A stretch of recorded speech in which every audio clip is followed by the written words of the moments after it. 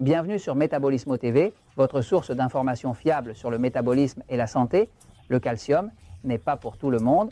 Je suis Franck Suarez, spécialiste de l'obésité et du métabolisme. Et aujourd'hui, je veux vous parler de pourquoi le calcium, consommer du calcium, se supplémenter en calcium n'est pas bon pour tout le monde.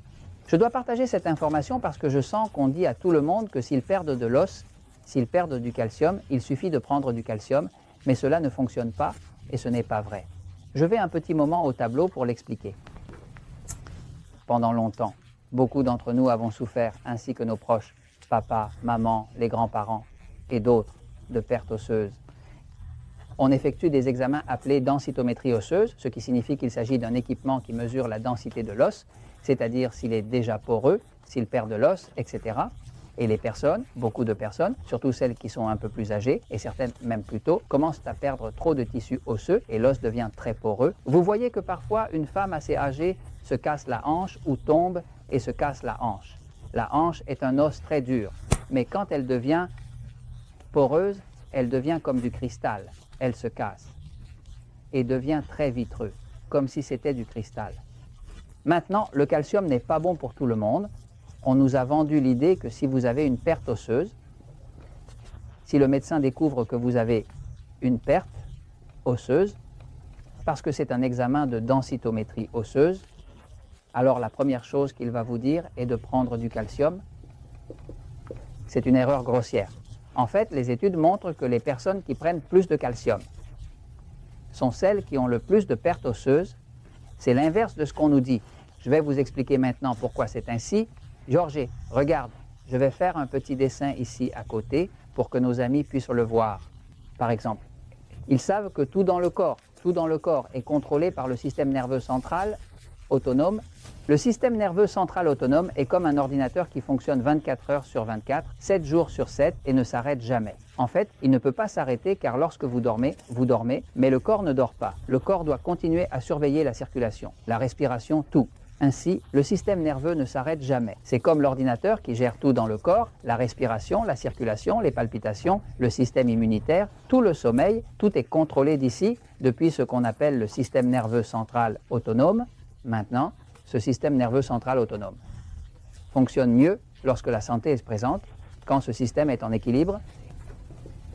Lorsque ce système nerveux central autonome n'est ni trop rapide ni trop lent, il y a de la santé. Alors, la santé, n'est-ce pas? La santé vient d'ici, de l'équilibre. Les médecins l'appellent l'homéostasie. Maintenant, cet équilibre, ce système nerveux central autonome est divisé en deux parties et nous l'avons tous, nous avons tous les deux parties. Il y a un côté que l'on appelle le système nerveux, que nous appelons le système nerveux excité. Excité est ce que les médecins appellent le système nerveux sympathique. Il y a quelques années, je l'ai rebaptisé système nerveux excité parce que les gens ont beaucoup de mal à se souvenir des mots médicaux et je déteste les mots médicaux pour cela, car cela ne m'aide pas à éduquer. Et il y a un côté opposé que nous avons tous, que nous appelons le côté passif, et nous l'avons tous, et c'est ce que les médecins appellent le système sympathique, d'accord? Que vous soyez du côté des excités ou des passifs, vous devez comprendre que la santé n'existe que lorsqu'il y a un équilibre dans ce qu'on appelle l'homéostasie. Il y a un épisode sur Métabolismo TV, si vous avez des doutes, que vous pouvez regarder. C'est l'épisode numéro 199, où je donne les 5 caractéristiques pour savoir si le système nerveux de votre corps est excité ou passif, n'est-ce pas? Si vous avez l'une des 5 caractéristiques, vous avez un système nerveux excité dans votre corps. N'est-ce pas? Vous, votre corps a un système nerveux excité. Si vous n'en avez pas, alors vous avez un système nerveux comme le mien qui est passif. Georges, par exemple, a son système nerveux excité. Salut par là, Georges. Georges est par là, il a un système nerveux excité. Ma femme, Elisabeth, a un système nerveux excité. Moi, je l'ai passif. Ce sont deux côtés complètement différents. Ce côté, le côté excité, a beaucoup à voir avec se battre ou fuir. Lorsque ce côté est actif, le corps se prépare à se battre, à courir, à faire face à une urgence, à un danger. Ce côté est conçu pour être actif 30 à 45 minutes au maximum. Il n'est pas conçu pour beaucoup d'entre nous qui menons une vie super stressante, où cela est appris pratiquement toute la journée, parce que c'est comme, ce côté est comme l'accélérateur. Nous pourrions dire que c'est l'accélérateur du corps, comme l'accélérateur de votre voiture. Maintenant, l'autre côté, Le système nerveux passif que nous avons tous est conçu pour le repos. Nutrition pour pouvoir nutrition. Réparation. C'est-à-dire qu'au moment où vous digérez quelque chose et que cela vous réussit et que le corps en profite, il doit être activé du côté passif.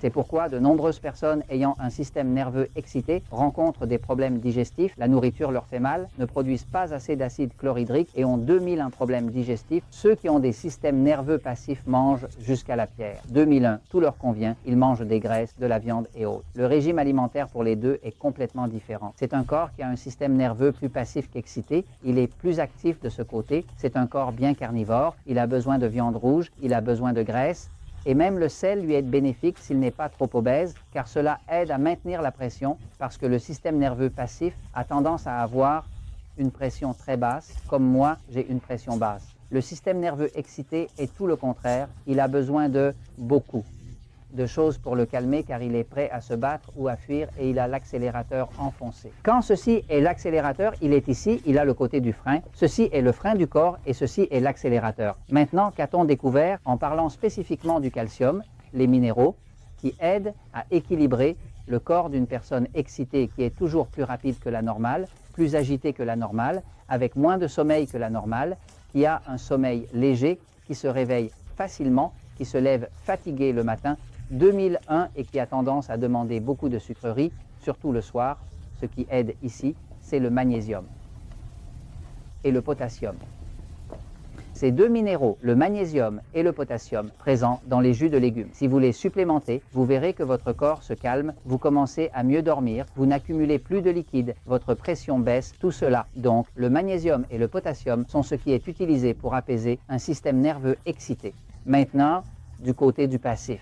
Il a été découvert que ce qui accélère le passif, parce qu'il est très lent, est comme arrêté. Ce n'est pas le calcium.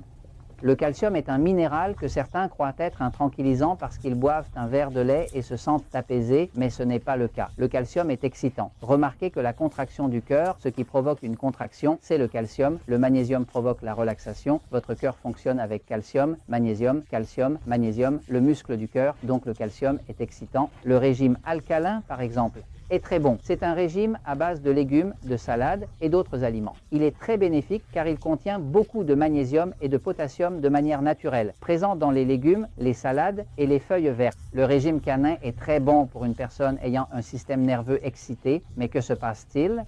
Le régime pour une personne avec un système nerveux passif doit être un régime acide, c'est-à-dire qu'il a besoin de plus de viande rouge, plus de graisse et plus de viande rouge, car le sang des deux est complètement différent. Par exemple, je le sais parce qu'en recherchant le cancer, j'ai réalisé que je l'avais appris du docteur William Kelly et ensuite du docteur Nicolas Gonzalez, qui sont des experts en la matière, que le système nerveux excité provoque des cancers tumoraux, des tumeurs dans le sein, des tumeurs dans la prostate, des tumeurs dans le foie, des tumeurs dans l'intestin. Les tumeurs sont des masses.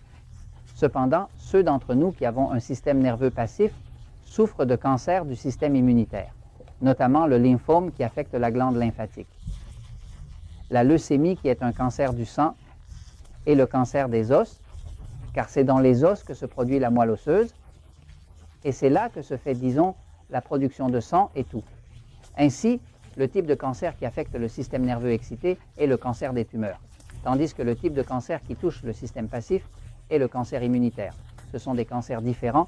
Moi, dans les centres Natural Slim, où j'assiste des milliers et des milliers de personnes chaque jour à travers le Mexique, Porto Rico et les États-Unis, Colombie, Panama, Costa Rica, Colombie, car nous avons constaté que lorsqu'une personne vient à nous avec des problèmes d'obésité, la première chose à faire est de déterminer si elle a un système nerveux passif ou excité. La première chose, car sinon nous ne pouvons pas lui recommander de régime. Une fois que nous savons cela, si une personne a un système nerveux excité, nous commençons à supplémenter beaucoup avec du magnésium et du potassium, ce qui l'apaise et permet à la personne d'atteindre un meilleur équilibre. Mais si la personne a un système nerveux excité, nous recommandons plus de viande, plus de fromage, plus d'œufs, plus d'aliments riches en calcium et cela équilibre les choses. En fin de compte, le calcium n'est pas bon pour tout le monde. Si vous avez une perte osseuse et que le médecin vous dit de prendre plus de calcium, il vous fait du mal car cela ne fait qu'agiter davantage votre système nerveux, ce qui entraîne une perte osseuse accrue et un sommeil encore pire. Vous continuerez à perdre de l'os et ce, encore plus rapidement. Je vous dis tout cela parce que la vérité triomphe toujours.